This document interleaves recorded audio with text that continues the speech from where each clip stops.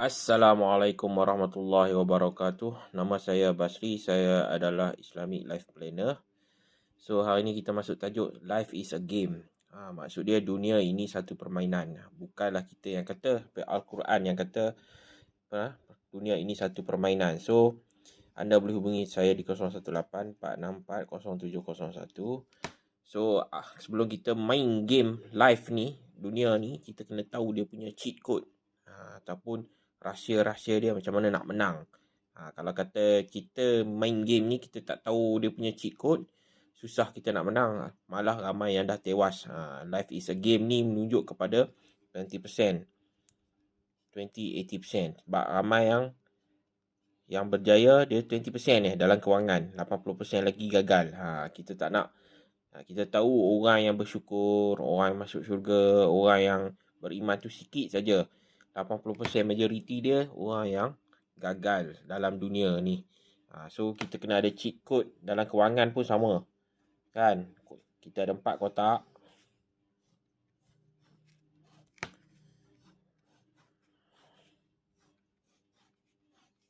Kan? Kita ada L, I, F, E.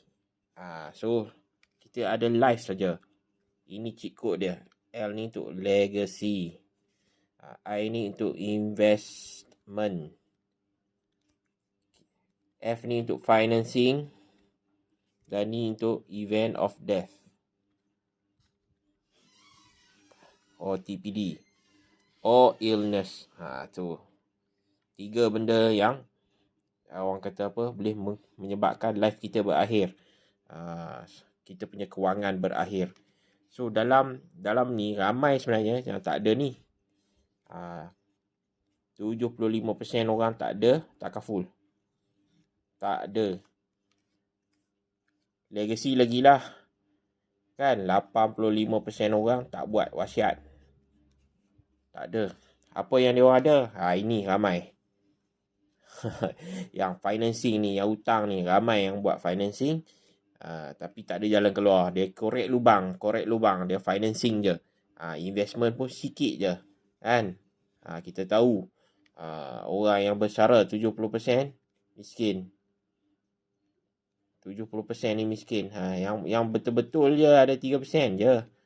Yang orang kata selesa selepas bersara. So mana silap dia? Sebab dia orang tak balance. So bila tak ada LIFE ni, dia akan timbul masalah lah, kan? Bila tak ada, contoh aset terbeku. Ni masalah-masalah yang ada. 70 bilion. Malu tak? Malu. Kita kata kita ada faraid, tapi faraid tak berjalan. Kenapa? Aset terbeku. So kita kata kita ada KWSP tak cukup. Malu tak? Malu. Tapi kita ada yang ni, hutang. Tapi yang ni yang bawa mati. Dah lah amalan tak cukup. Kan? Amalan tu sikit yang bawa mati. Dia bawa mati dan menjadi penghalang pula masuk syurga. Ini yang kita bawa. Sebab tu orang yang banyak financing ni, dia memang macam mana pun dia kalah. Dan event of death. Ini pun bila mati, siapa nak tolong bayar financing ni? So ramai yang dia tak fikir. Bukan setakat dia punya financing, dia punya keluarga macam mana, kan? Siapa nak tolong keluarga time ni? Jadi bila dia tak balance, dia akan kalah. Orang sekarang dia hanya nampak nak jadi kaya. Salah satu financing, satu yang kurang sikit pada financing dia buat investment. Tapi investment dia orang hanya trade saham. Trade saham tak jadi kaya. Dia adalah hasil. Apa itu hasil? Hasil tu kerja. Kita pantau pagi, kita trade. Katalah BS, kita cakap pasal trade yang orang kata yang halal lah. BSKL. Dia trade pagi, mungkin dalam tengah hari tu harga naik, dia jual. Dia short. Ataupun dia trade pagi, petang tu dia jual, dia menang. Tapi apa yang dia dapat tu, dia tak simpan. Jadi dia tetap miskin. Sebab investment ni, kita nak invest untuk long term. Jadi dia tak ada tabung. Dia belanja. Itu dia akan jadi miskin balik lah. Dia akan jadi miskin balik lah. Sebab dia punya dia tak bina capital, dia tak bina orang kata aset. Ramai orang yang dia beli aset melalui financing, tapi aset dia tak mendatangkan apa-apa cash flow positif. Kalau kata dia beli pun, dia beli untuk buat sewa, tapi kita tahu dah harga media rumah 250,000, tapi rumah yang dia boleh dapat mungkin 300-400,000, tapi nak sewa takkan nak sewa 2,000 kan. Jadi dia paksa sewa 1,000, jadi tak cukup. Lagi 1,000 tu minus cash flow. Itu bukan aset. So kita dah tahu dah. Kita nak main dalam life ni, pertama financing ni kita kena bahagi dulu. Aset yang positif cash flow. Kan, positif cash flow. Apa aset dia? Dan juga liability. Kalau aset tu tak ada sebarang positif cash flow, dia ada liability. Walaupun nama dia rumah. Jangan ingat rumah tu satu aset. Ini kalau kata kita sembang dengan orang yang jual hartanah, dia akan kata aset lah. Tuan belilah aset. Itu sebenarnya kita beli hutang. Dan ramai yang dah bankrupt disebabkan beli rumah. Satu liability. So you kena ingat, beli rumah ni satu liability, satu bebanan. 30 tahun hingga 40 tahun punya hutang. Jadi kita nak bina aset cash flow positif, bukan tak boleh beli rumah. Boleh. Tapi kita kena ada aset positif cash flow.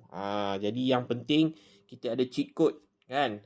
So kalau mati pun kita still ada wasiat, elakkan harta terbeku. So nanti orang kata wasiat ni boleh di-challenge.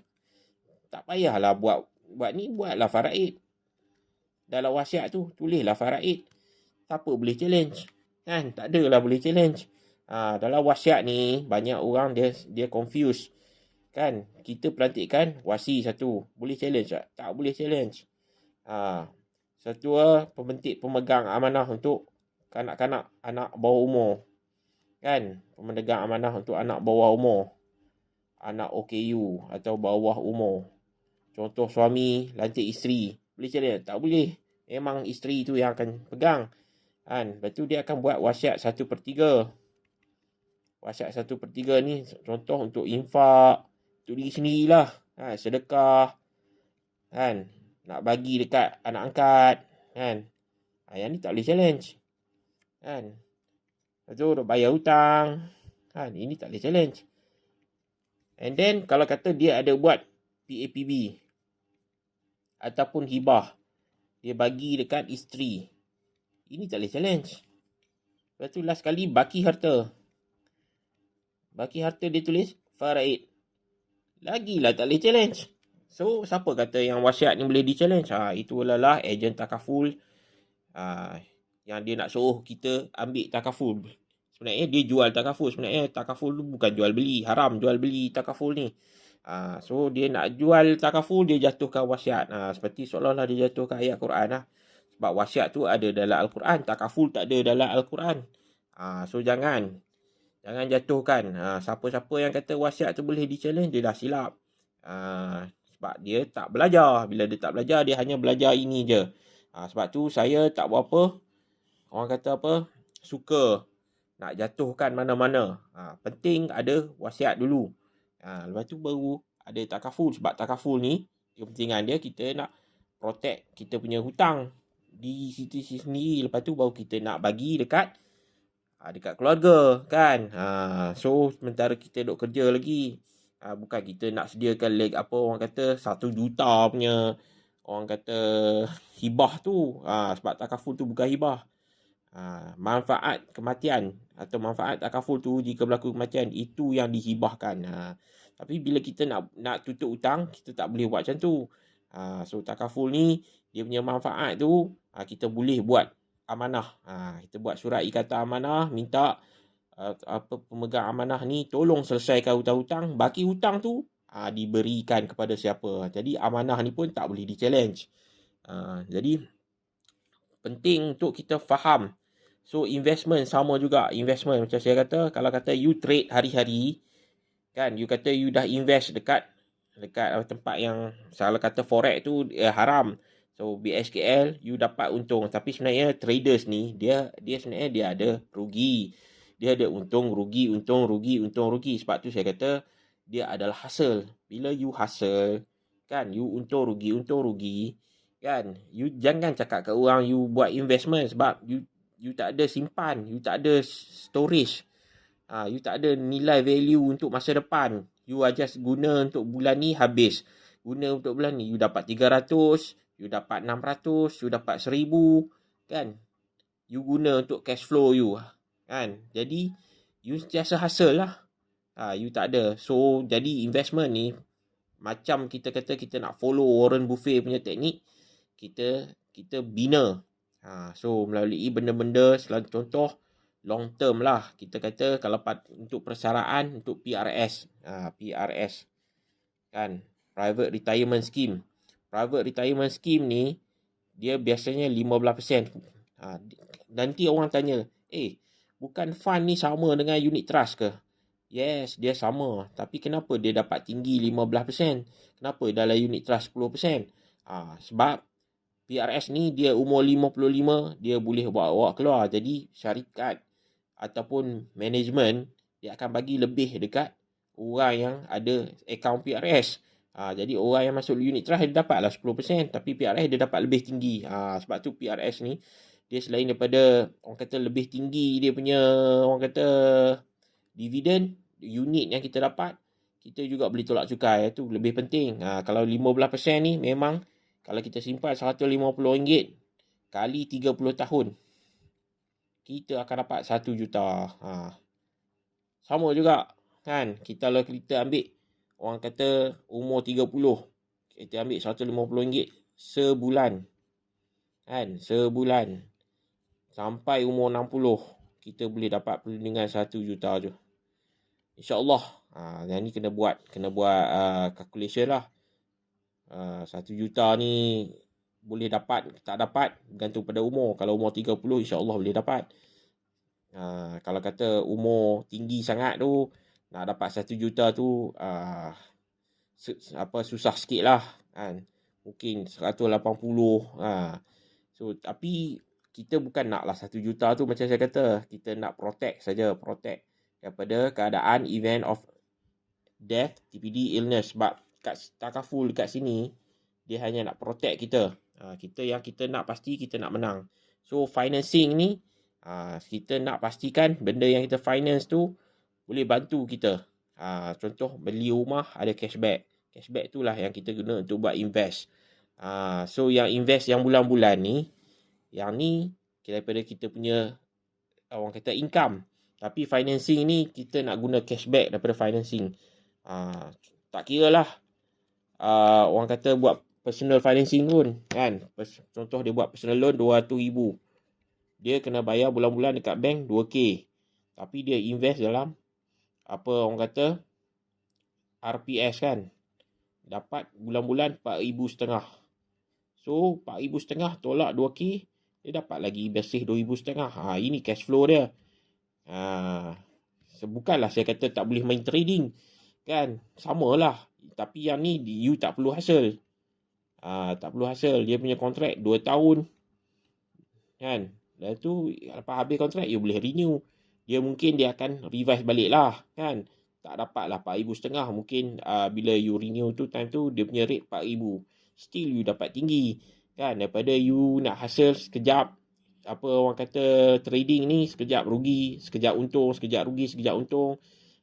So daripada sini 2,500 bersih ni, you boleh masuk sikit dalam PRS sebagai tabung. Dan lain-lain ni you guna untuk financing lah, kan. Financing masuk tadi kita dah bayar tolak financing personal loan, mungkin rumah, kan, kereta.